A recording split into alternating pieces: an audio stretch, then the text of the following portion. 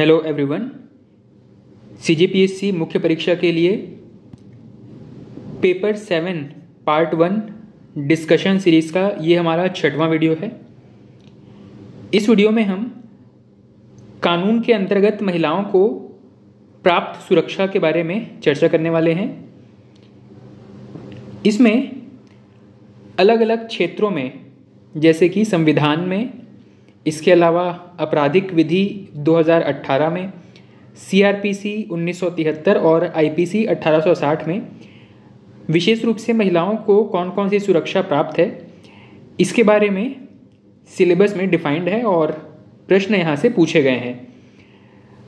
प्रश्न यहाँ पर जनरली 2 या 4 नंबर के जो प्रश्न हैं वो धाराओं से संबंधित प्रश्न पूछे गए हैं।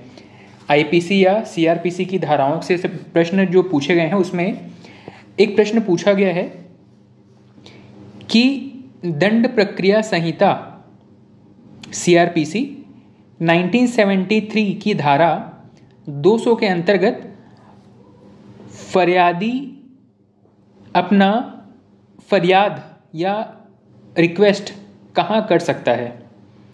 मतलब अब सबसे पहला वो रिपोर्ट कहाँ कर सकता है, प्रश्न पूछने का मतलब है। एक प्रश्न पूछा गया है कि सीआरपीसी 1973 के अंतर्गत धारा 145 को समझाइए। एक प्रश्न पूछा गया है कि सीआरपीसी की धारा 1973 के अंतर्गत धारा 174 को समझाइए। इसी प्रकार भारतीय दंड संहिता आईपीसी की धारा आईपीसी 1860 की धारा 160 के बारे में बताइए। इस प्रकार धाराओं से संबंधित प्रश्न पूछे गए हैं, पर यह भी ध्यान रखना है कि सभी धाराओं को याद रख पाना किसी भी एस्पिरेंट के लिए एक चुनौती है। आपके सिलेबस इतना बड़ा है, सातों पेपर को अगर हम मिला दें तो हमारा सिलेबस इतना ब्रॉड है कि हम सिर्फ आईपीसी और सीआरपीसी की धाराओं को याद रखने में पूरा समय नहीं लगा सकते हैं। एक ट्रेंड जो हम देख रहे हैं वो ये है कि जब भी धाराओं से संबंधित प्रश्न पूछे जा रहे हैं तो स्पेसिफिकली 2 या 4 नंबर से ज़्यादा के प्रश्न नहीं पूछे गए हैं। केवल धाराओं की बात करें तो जब भी प्रश्न पूछे गए हैं तो केवल धारा के बारे में अगर विशेष पूछा गया है तो 2 या 4 नंबर के ही प्रश्न पूछे गए हैं। इसके अलावा जब संविधान से संबंधित प्रावधानों को पूछा गया है तो एक बार 8 नंबर का प्रश्न पूछा गया है। ठीक है, 2021 में एक प्रश्न पूछा गया था, महिलाओं के अधिकारों के लिए भारतीय संविधान में किए गए संवैधानिक प्रावधानों को बताइए। तो संविधान हम जनरली पॉलिटी के सब्जेक्ट में इसको पढ़ते हैं, तो हमें वहाँ से जो आर्टिकल्स हैं उनको एक बार कम से कम 100 शब्दों में या 150 शब्दों में लिखना हमारे लिए फिर भी आसान है। लेकिन आईपीसी या सीआरपीसी की धाराओं को लिखना ये एक चैलेंजिंग टास्क है। तो हम यहाँ पे सिर्फ उतना ही अध्ययन करने वाले हैं जितना कि हम जाके अपने एग्ज़ाम में लिख पाएँ। बहुत सारा इसमें हम अपना बर्डन कलेक्ट करने का कोशिश नहीं करेंगे, क्योंकि ऐसे बहुत सारे कानूनों के बारे में आपको जानकारी रखना है। हम आईपीसी और सीआरपीसी की सब केवल प्रमुख धाराओं की चर्चा करेंगे और साथ ही जो एक्सपेक्टेड प्रश्न हैं उनकी चर्चा करते चलेंगे। तो टॉपिक पे वापस आएँ कि महिलाओं को प्राप्त सुरक्षा के बारे में हमारा सिलेबस में दिया गया है और इसमें डिफाइन किया गया है या पूछा गया है कि कहाँ कहाँ पे महिलाओं को सुरक्षा प्राप्त है। तो बताया यहाँ पे संविधान में महिलाओं के लिए प्रावधान है। इसके अलावा आपराधिक विधि संशोधन अधिनियम 2018 में महिलाओं के लिए प्रावधान है 2018। इसके अलावा सीआरपीसी 1973 और आईपीसी 1860, इन सभी जगहों पर महिलाओं की सुरक्षा के लिए प्रावधान किए गए हैं। सबसे पहले हम बात करेंगे संविधान के अंतर्गत कौन कौन से प्रावधान हैं। पहली चीज़ है विधिक सुरक्षा या कानूनी सुरक्षा के बारे में प्रावधान है आर्टिकल नंबर 14 में। हम आर्टिकल वाइज ही इसको पढ़ते चलेंगे। सबसे पहले आर्टिकल नंबर 14, इसमें कहा गया है विधि के समक्ष समानता और विधियों का समान संरक्षण। बड़ा आसान सा है, जो कानून है उसके सामने सभी को इक्वली ट्रीट किया जाएगा और महिलाओं को विशेष रूप से जहाँ जहाँ आवश्यकता पड़ती है उनके लिए विशेष कानून बनाकर उनको संरक्षण प्रदान करेगा। ठीक है, आर्टिकल नंबर 14 हो गया।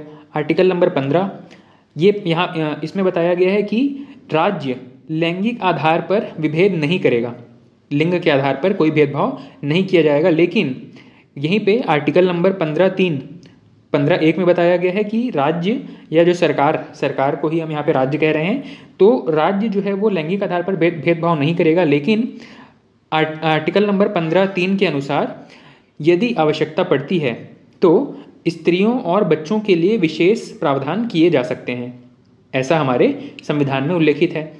आर्टिकल नंबर 16 यहाँ पे बताया गया है कि राज्य के अधीन अगर कोई सरकारी नियोजन मतलब यहाँ पे वेकेंट पोस्ट की बात की जा रही है, राज्य के अधीन यदि किसी पद पर नियोजन से संबंधित विषय होते हैं तो सभी नागरिकों को समान अवसर दिया जाएगा। इसमें महिला पुरुष या जाति के आधार पर कोई भेदभाव नहीं किया जाएगा। भेदभाव कहाँ किया जाएगा उसको अलग से डिफाइन करेंगे। ठीक, अब यहाँ पे आर्टिकल नंबर 39 में बताया गया है समान कार्य के लिए समान वेतन। ठीक, समान कार्य अगर कोई है जिसमें इक्वल टाइम दिया जा रहा है, इक्वल एनर्जी इन्वेस्ट किया जा रहा है और इक्वली दोनों ही एलिजिबल हैं, योग्य हैं, योग्यताधारी हैं क्वालिफिकेशन वाइज या फिर उस टास्क को परफॉर्म करने के हिसाब से, तो महिला या पुरुष होने के ही नाते किसी उनमें वेतन में भेदभाव नहीं किया जाएगा, ये बताता है आर्टिकल नंबर 39। आर्टिकल 42 इसमें बताया गया है जब कोई व्यक्ति कार्य के लिए किसी जगह पर जाता है तो वहाँ पे कार्य के मानवोचित और न्याय संगत दशाएं होनी चाहिए। साथ ही महिलाओं के लिए विशेष रूप से कहा गया है कि उन्हें प्रसूति सहायता दी जानी चाहिए, जैसे कि मैटरनिटी लीव या फिर जो प्री मैटरनिटी लीव है, इस प्रकार की उन्हें छुट्टी या विशेष सहायता दी जानी चाहिए।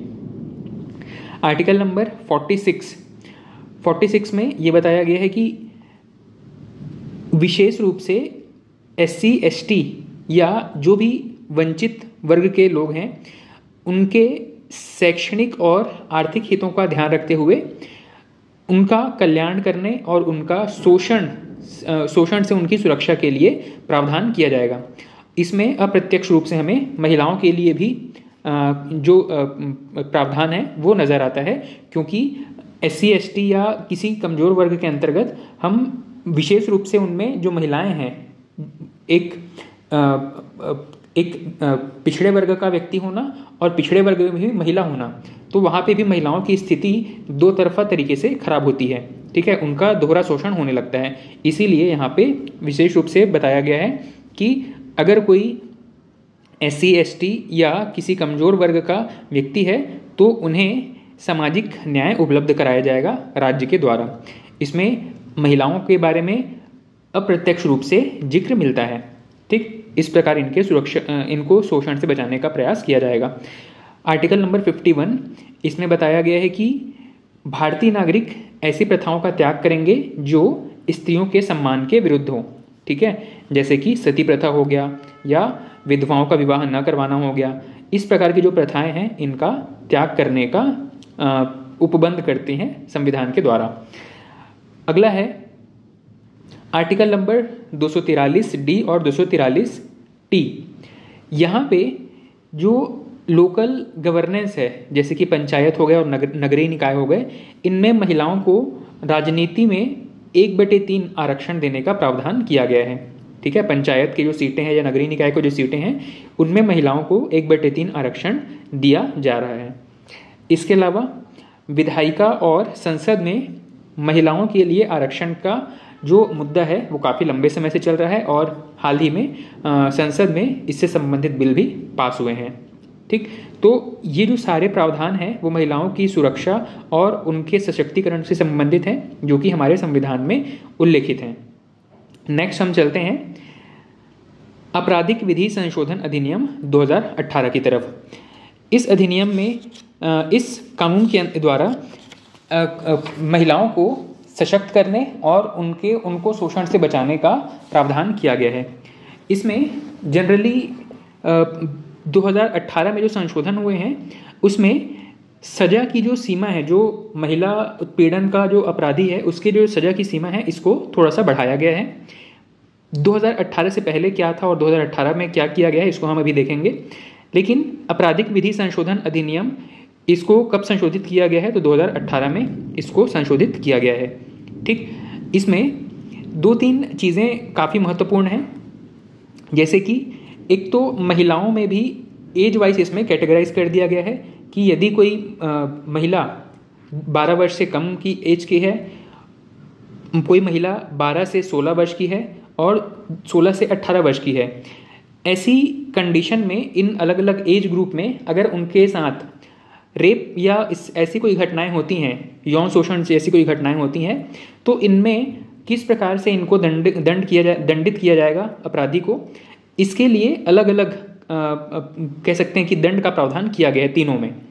तो सबसे पहले हम देखते हैं कि ये जो आपराधिक विधि संशोधन अधिनियम है, ये रेप या यौन शोषण के मामलों में दंड का प्रावधान करती है। इसमें पहले 2018 से पहले न्यूनतम 7 वर्ष कैद का प्रावधान किया गया था, लेकिन अब इसमें न्यूनतम 10 वर्ष और अधिकतम मृत्यु दंड तक का प्रावधान किया गया है। ठीक है, अब हम इसको एज वाइज देखते हैं कि 12 वर्ष से कम, 12 से 16 वर्ष और 16 से 18 वर्ष के लिए क्या क्या प्रावधान है। पहली चीज़, कोई भी अगर यौन शोषण, महिला यौन शोषण से संबंधित घटना होती है तो अब न्यूनतम 10 वर्ष का कारावास फिक्स है। दूसरा चीज़, अगर कोई महिला, कोई युवती 12 वर्ष से कम है, कोई बच्ची 12 वर्ष से कम है, उनके साथ अगर कोई यौन शोषण होता है तो अब अपराधी को मिनिमम 20 वर्ष की सज़ा और मृत्यु दंड तक हो सकता है। 20 वर्ष का कारावास से लेकर के मृत्यु दंड तक हो सकता है। ये किसके लिए है? यदि कोई बच्ची जो है वो 12 वर्ष से कम है, 12 वर्ष से कम, 12 वर्ष से कम आयु की बच्ची के साथ यौन शोषण करने वाले अपराधी को 20 वर्ष से लेकर के मृत्यु दंड तक का प्रावधान किया गया है। पहले ये प्रावधान कितना था? पहले था 10 वर्ष से लेकर के आजीवन कारावास, पहले मृत्यु दंड का प्रावधान नहीं था। वहीं पे अगर वो बच्ची 12 वर्ष से लेकर के 16 वर्ष तक की आयु से है तो अब उनको 20 वर्ष से लेकर के, जो अपराधी है उसको 20 वर्ष के कारावास से लेकर के आजीवन कारावास तक संभव है। पहले क्या होता था? पहले केवल 10 वर्ष का न्यूनतम से लेकर के अधिकतम आजीवन कारावास तक मिलता था, लेकिन अब न्यूनतम को 10 वर्ष बढ़ा करके ही 20 वर्ष कर दिया गया है। ठीक है, मतलब अब न्यूनतम 20 वर्ष कारावास से ही उनका इम्प्रिजनमेंट शुरू होगा। अगर वो बच्ची या महिला 16 से 18 वर्ष की है तो ऐसी कंडीशन में जो अपराधी है उसको न्यूनतम 10 वर्ष का कारावास होगा और अधिकतम आजीवन कारावास भी हो सकता है। ठीक, तो ये डिफरेंस है, इसको याद रखिएगा। यहाँ पे जो महिला वर्ग है उनको अलग अलग वर्गों में कैटेगराइज करके, और जो कम उम्र के बच्ची हैं उनके साथ यौन शोषण संबंधी घटनाओं के लिए ज़्यादा स्ट्रिक्ट पनिशमेंट का प्रोविज़न किया गया है। 12 वर्ष से कम है तो अपराधी को 20 वर्ष से लेकर के मृत्यु दंड तक की सज़ा मिल सकती है। 12 से 16 वर्ष तक की बच्ची के साथ अगर कोई यौन दुर्व्यवहार करता है, ऐसी कंडीशन में 20 वर्ष से लेकर के आजीवन कारावास मिल सकता है। और अगर 16 वर्ष से 18 वर्ष तक की बच्ची है तो ऐसी कंडीशन में अपराधी को 10 वर्ष से लेकर के आजीवन कारावास मिल सकता है। ठीक है, इसमें क्या प्रश्न पूछा जा सकता है? प्रश्न सिंपल सा इतना पूछेगा कि आपराधिक विधि अधिनियम के अंतर्गत विभिन्न वर्गों के लिए किस प्रकार से दंड, कौन कौन से दंड बताए गए हैं। ठीक है, तो ये जो लिमिट है इसको याद रखना है। अगला है, इसी में ही आपराधिक विधि अधिनियम 2018 में यह भी बताया गया है कि अगर किसी महिला के साथ यौन दुराचार होता है, ऐसी कंडीशन में सीआरपीसी की धारा 173 के अंतर्गत केस रजिस्टर किया जाएगा और यह केस जल्द से जल्द और अधिकतम 3 माह में इसको जो इन्वेस्टिगेशन है उसको रिपोर्ट सबमिट किया जाएगा। ये कुछ बेसिक चीज़ें थी, कुछ बेसिक प्रावधान थे इस अधिनियम के बारे में। एक और चीज़ है, अगर बालिका 16 वर्ष से कम की है तो आरोपी को जमानत नहीं दिया जाएगा। ठीक है, ये बेसिक प्रावधान जो है वो आपराधिक विधि संशोधन अधिनियम 2018 के अकॉर्डिंग है। जो सज़ा का जो प्रावधान मैंने डिस्कस किया है वो वर्तमान 2018 के बाद जो चेंजेस हुए हैं उसके अकॉर्डिंग है। 2018 से पहले ये जो दंड का लिमिट था वो थोड़ा सा कम था, न्यूनतम 7 वर्ष था और जो अलग अलग एज ग्रुप के लिए 10 वर्ष हुआ करता था। मिनिमम 10 वर्ष से शुरू होता था। अब यहाँ पे शुरुआत मिनिमम 10 वर्ष से होता है, लेकिन यहाँ पे एक बार मैं फिर से बता देता हूँ, जैसे कि 12 वर्ष से कम है अगर कोई बच्ची तो मिनिमम 20 वर्ष से सज़ा शुरू होगी। 12 से 16 वर्ष तक की बच्ची है तो भी मिनिमम 20 वर्ष से सज़ा शुरू होगी। और अगर 16 से 18 वर्ष की कोई बच्ची है तो उसको अपराधी को मिनिमम 10 वर्ष से सज़ा शुरू होगी। मिनिमम सज़ा 10 वर्ष की होगी। पहले क्या था, पहले यहाँ पे भी 10 वर्ष था, यहाँ पे भी 10 वर्ष था और यहाँ पे मिनिमम 7 वर्ष था। ठीक है, तो इसको बढ़ा के 10 वर्ष को बढ़ाकर यहाँ भी 20 वर्ष किया गया है और 7 वर्ष को बढ़ा करके 10 वर्ष किया गया है। ठीक है, ये 2018 के बाद की कंडीशन है और ये 2018 के पहले की कंडीशन है। ठीक है, उम्मीद है कि ये क्लियर हो गया होगा। नेक्स्ट है CRPC, क्रिमिनल प्रोसीजर कोड, अपराध प्रक्रिया संहिता। यहाँ पे जो प्रावधान है महिलाओं की सुरक्षा के लिए वो कौन कौन से हैं और किस प्रकार की हैं, इसको जरा हम देखते चलते हैं। सबसे पहले है कि कोई जो विक्टिम है, पीड़िता है, उनको कौन कौन से अधिकार मिले हैं या उनको किस प्रकार से संरक्षण दिया गया है CRPC 1973 के अंतर्गत। सबसे पहला है धारा 154। धारा 154 के अंतर्गत शिकायत संबंधी सुरक्षा दी गई है महिलाओं को। यदि कोई महिला यौन दुराचार के मामले में शिकायत करती है तो किसी महिला पुलिस अधिकारी द्वारा यह शिकायत दर्ज किया जाना चाहिए। यदि ऐसी स्त्री विधिक सहायता की डिमांड करती है तो उन्हें विधिक सहायता या कानूनी सहायता भी उपलब्ध करवाया जाना चाहिए।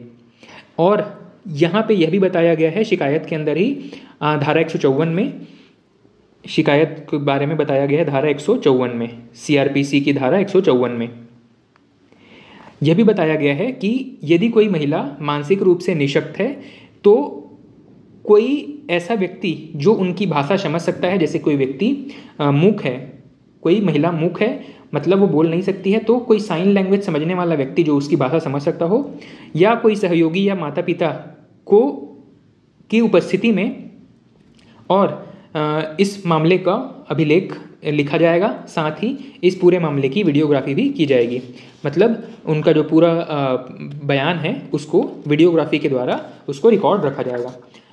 अगला है CRPC की धारा 304, इसमें विधिक सहायता की बात की गई है। यदि कोई स्त्री या कोई महिला जो किसी भी प्रकार के शोषण की शिकार है, अगर अपने लिए वकील हायर नहीं कर पा रही है तो राज्य के खर्चे पर उसे वकील उपलब्ध करवाया जाएगा, मतलब कोई सरकारी वकील उसका केस लड़ेगा। ठीक है, अब अगला है अन्वेषण मतलब इन्वेस्टिगेशन की बात की जा रही है यहाँ पे। धारा नंबर 157, CRPC की धारा 157 में अन्वेषण के संबंधित अधिकार दिए गए हैं। यहाँ पे बताया गया है कि जो पीड़ित महिला है वो अपनी गवाही अपने कंफर्ट वाले स्थान पर दे सकती है, मतलब अगर उसको अपनी गवाही अपने घर में देने का मन है तो वो पुलिस वालों को या जो भी इन्वेस्टिगेशन ऑफिसर है उनको अपने घर पर गवाही दे सकती है।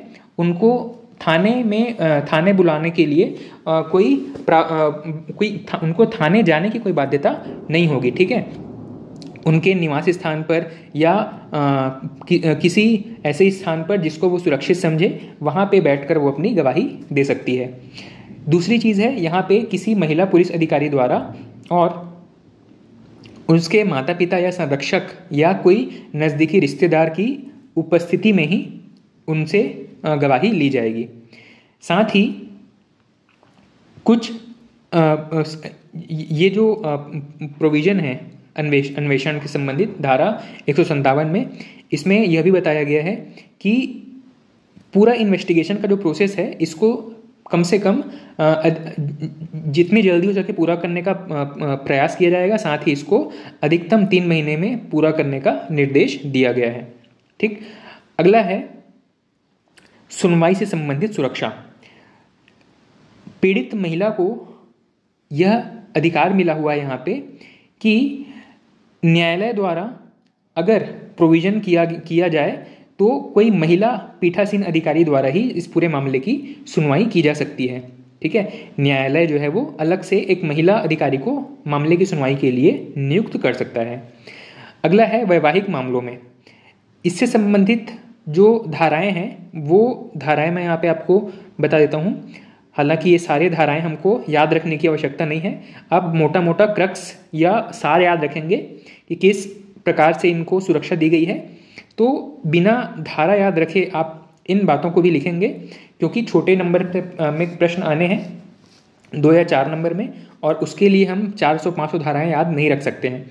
ठीक है, तो यहाँ पे वैवाहिक मामलों से संबंधित अगर धाराएं देखी जाए तो 494 धारा, 495 और धारा 198, इनमें वैवाहिक मामलों में जो क्राइम्स होते हैं उनसे संबंधित मामले यहाँ पे किस प्रकार सुलझाए जाएंगे उनका उल्लेख किया गया है। तो धारा 494 में बताया गया है कि कोई पति या पत्नी के जीवित होते हुए भी अगर कोई दूसरा विवाह कर लेता है, ठीक है, खास करके ये जो धाराएं हैं वो नॉन मुस्लिम्स जहाँ पे 3 विवाह का अगर प्रोविज़न है उनके रिलीजन फेथ के हिसाब से, तो उनको छोड़ करके जो बचे हुए लोग हैं जहाँ पे एक्स्ट्रा मैरिज, एक के अलावा एक से ज़्यादा मैरिज का कोई रिलीजियस सिग्निफिकेंस नहीं है, तो ऐसे लोग अगर अपने पति या पत्नी के रहते हुए कोई अन्य विवाह करते हैं तो उनको आईपीसी की धारा 494, ये आईपीसी की धारा 494 के अंतर्गत उनको पनिश किया जा सकता है। वहीं पे 495 आईपीसी की धारा 495 में ये बताया गया है कि अगर कोई व्यक्ति अन्य विवाह अपने पूर्व विवाह की बात छुपा करके करता है तो उनको धारा 495 के अंतर्गत दंडित किया जा सकता है। ठीक है, और सीआरपीसी की धारा 198 में ये बताया गया है कि विवाहिक मामलों में जो 494 और 495 में जो मामले मैंने देखे, इन मामलों की शिकायत पत्नी स्वयं कर सकती है या उसकी तरफ से उसके कोई रिश्तेदार भी कर सकते हैं। ठीक, तो विवाहिक मामलों में भी महिलाओं को काफ़ी अधिकार दिए गए हैं। अगला है उनके भरण पोषण से संबंधित अधिकार। यहाँ पे आईपीसी की धारा 125 के अंतर्गत, आईपीसी की धारा 125 के अंतर्गत ये बताया गया है कि कोई महिला अपना भरण पोषण करने में स्वयं समर्थ नहीं है और पति से अलग रह रही है या अलग रहना चाहती है, ऐसी कंडीशन में ऐसी पत्नियां अपने पति से भरण पोषण के लिए राशि की डिमांड कर सकती है। ठीक, साथ ही यदि कोई महिला किसी दूसरे पुरुष के साथ अपनी मर्जी से रह रही है, कोई विवाहित महिला है जो किसी दूसरे पुरुष के साथ अपने मर्जी से रह रही है, ऐसी कंडीशन में वह भरण पोषण के लिए खर्च या राशि प्राप्त करने के योग्य नहीं रहेगी, उसको ऐसी कोई राशि कोर्ट के द्वारा प्राप्त नहीं करवाई जाएगी। ठीक, या अगर वो महिला उचित कारण बताए बिना अपने पति से अलग रह रही है, ऐसी कंडीशन में भी कोर्ट जो पुरुष के ऊपर इस प्रकार का भरण पोषण देने का बाध्यता नहीं रखता है। ठीक, या ये भी बताया गया है कि अगर महिला और पुरुष अपनी सहमति से अगर अलग हो गए हैं, ऐसी कंडीशन में भी दोनों को किसी को भरण पोषण देने की आवश्यकता नहीं रहेगी। लेकिन यदि पत्नी या महिला जो है वो पुरुष की प्रताड़ना की वजह से अलग रह रही है, ऐसी कंडीशन में पुरुष जो है वो भरण पोषण के लिए खर्च देने के लिए बाध्यकारी होगा। ठीक है, तो ये सारी चीज़ें आपको सीआरपीसी 1973 के अंतर्गत बताई गई हैं। साथ ही यहाँ पे निजता से संबंधित भी कुछ प्रावधान किए गए हैं। आर्टिकल नंबर 164 में महिलाओं की निजता से संबंधित प्रावधान किए गए हैं। यहाँ पे बताया गया है कि यौन उत्पीड़न की कोई महिला अपना बयान मजिस्ट्रेट के सामने अकेले में दर्ज करवा सकती है या वो साथ ही किसी महिला अधिकारी की उपस्थिति में अपना बयान दर्ज करवा सकती है। जब किसी मजिस्ट्रेट के सामने बयान देने की बात आती है तो उनको पूरी सभा में सब लोगों के सामने बयान न दे करके वह मजिस्ट्रेट को पर्सनली अपना बयान दे सकती है। साथ ही वह किसी महिला अधिकारी की उपस्थिति में बयान देने के लिए डिमांड कर सकती है। ठीक, इसके बाद में नेक्स्ट है मेडिकल जांच से संबंधित प्रावधान। धारा 228 में इससे संबंधित प्रावधान दिए गए हैं। इसमें ये बताया गया है कि कोई यौन शोषण से पीड़ित महिला जो है वो अपने पहचान को छुपाने का अधिकार रखती है। मतलब उनके रिपोर्ट्स को, मेडिकल रिपोर्ट्स को पब्लिक नहीं किया जाएगा। यह मेडिकल टीम की या उस हॉस्पिटल की जिम्मेदारी है या पुलिस अधिकारियों की जिम्मेदारी है कि वो उनके फाइल्स को पब्लिक ना करें। ठीक,